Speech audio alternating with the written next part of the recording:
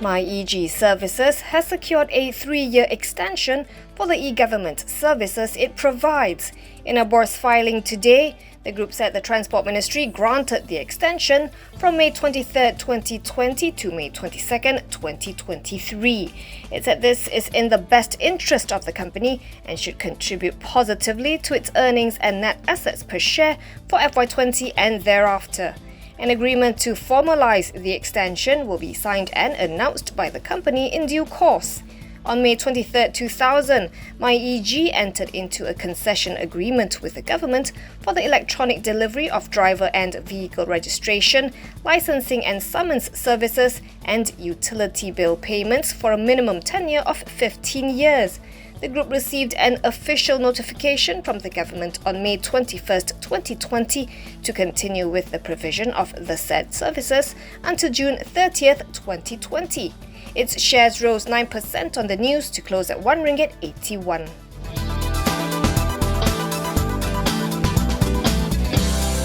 RAM Ratings says Gamuda Water's vehicle glacier assets is proposing to issue RM630 million worth of senior notes, which will be backed by receivables due from Splash. RAM Ratings analysts Lee Siu-Xuan and Tan Hani wrote in a note that Glacier was set up by the Gamuda subsidiary to monetize the balance of receivables due under the termination and settlement agreement between Air Selangor, Splash and Gamuda Water. They explained that although the primary payment obligation lies with Splash, it is parent company Air Selangor that will pay Gamuda Water any missed installments within a predefined period of the scheduled due dates.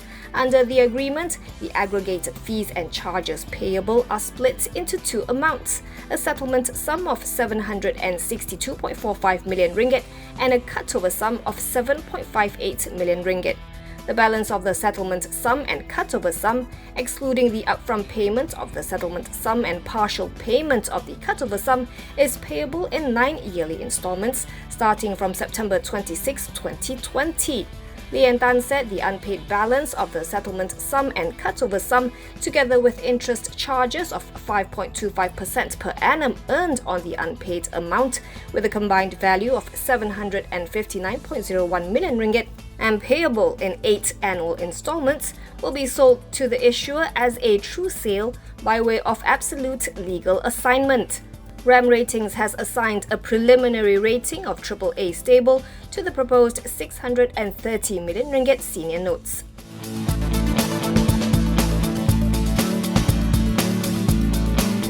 Oil and gas counters dominated the top gainers list today as oil prices advanced after the OPEC Plus cartel reached a deal on oil output cuts next year.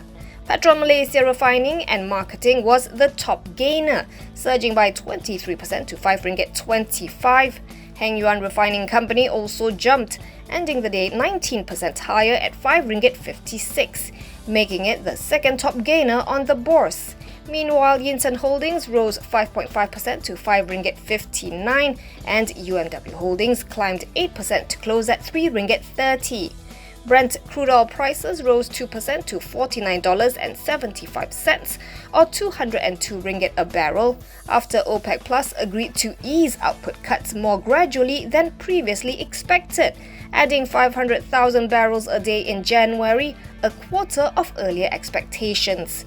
In a note today, Maybank Investment Bank research analyst Liao Tongjong said, with oil prices now sustained at above $40 per barrel, nearing $50 per barrel, the sector is slowly moving towards a recovery.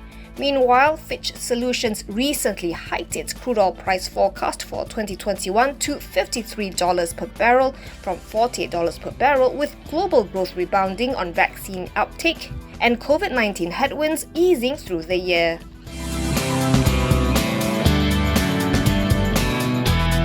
The glove sector is set to become the second largest in weighting of the FBM KLCI after the inclusion of Supermax Corporation later this month.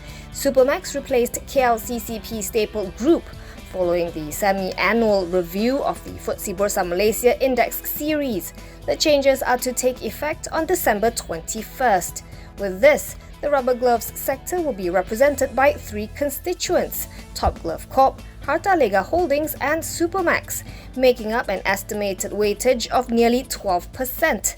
Supermax's index shares to be represented in the KLCI is about 2%, while Top Glove is 5% and Harta-Lega is 4.7%.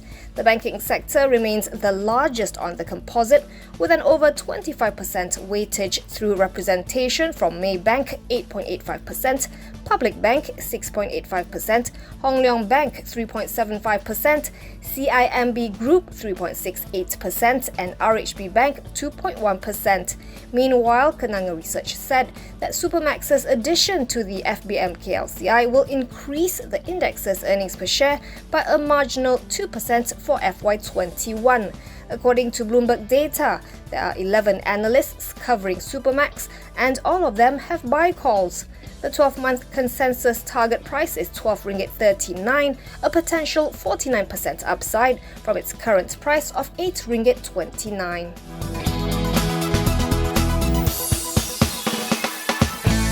The Employees Provident Fund reported the sale of another 7.36 million shares in Top Glove Corp. The shares were disposed of on December 1st via 4 transactions, it said in a bourse filing without disclosing the prices. Following the latest disposals, the EPF is now left with 458.8 million shares or a 5.72% stake in the glove maker.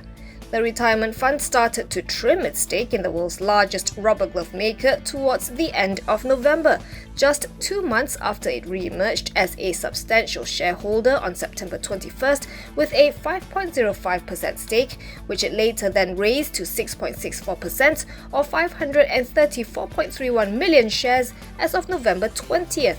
Since then, the fund has been trimming its stake in Top Glove every single day. Prior to the latest disposals, the EPF sold off 10 million Top Glove shares on November 26th, 5.84 million shares on November 27th, and another 12.83 million shares on November 30th. The counter, which has leapt many folds from 1 ringgit 55 at the start of the year, went down by 13 cent or 1.92% to close at 6 ringgit 65 today, for a market cap of 54.4 billion ringgit.